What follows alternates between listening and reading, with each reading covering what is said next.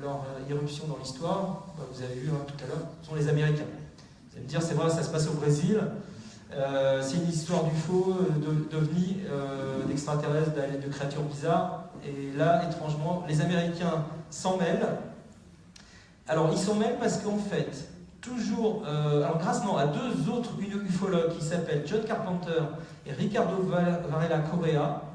Alors, eux, ils ont rencontré un militaire de l'armée de l'air brésilienne et un employé des services de radar, brésilien aussi, qui leur ont dit la chose suivante, qui est dans la nuit du 19 au 20 janvier, donc c'est-à-dire avant et presque en même temps que l'histoire avec les fermiers, le NORAD c'est le commandement de la défense aérospatiale de l'Amérique du Nord, il aurait averti son équivalent brésilien qui s'appelle le SINDACTA, le centre de la défense et du trafic aérien, qu'un ovni était en train de se déplacer, de descendre vers le sud de l'état de Minas Gerais, donc en direction de Virginia.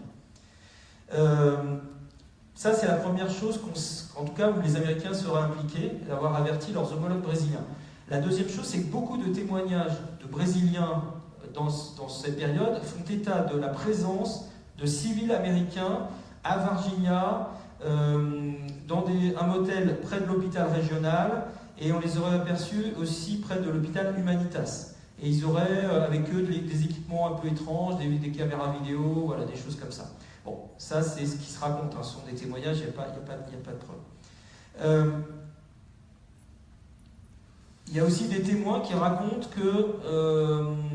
qu'on aurait vu sur l'aéroport de Campinas, dans l'aéroport près de l'université de Unicamp, 6 petits êtres vivants qui auraient réussi capables de se déplacer et qui auraient été conduits à l'aéroport pour embarquer sur un bimoteur Buffalo des forces armées brésiliennes pour rejoindre Sao Paulo. Et de Sao Paulo, ils auraient été transportés dans un autre avion un avion de C-17 de l'armée américaine, ayant pour destination, parce que des gens prétendent le savoir, une base, la base Holbrook Air Force Station, qui est basée au Panama. Alors moi, je me suis un peu renseigné sur cette base.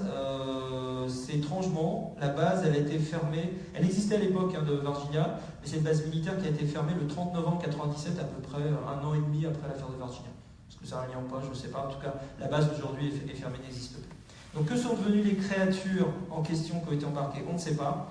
La piste s'arrête vraiment, on va dire, à l'aéroport de Sao Paulo, si tant est que ça soit exact, et après on ne sait absolument pas.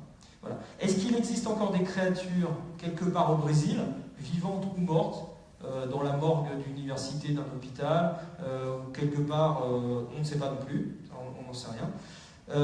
Mais l'histoire ne s'arrête pas là.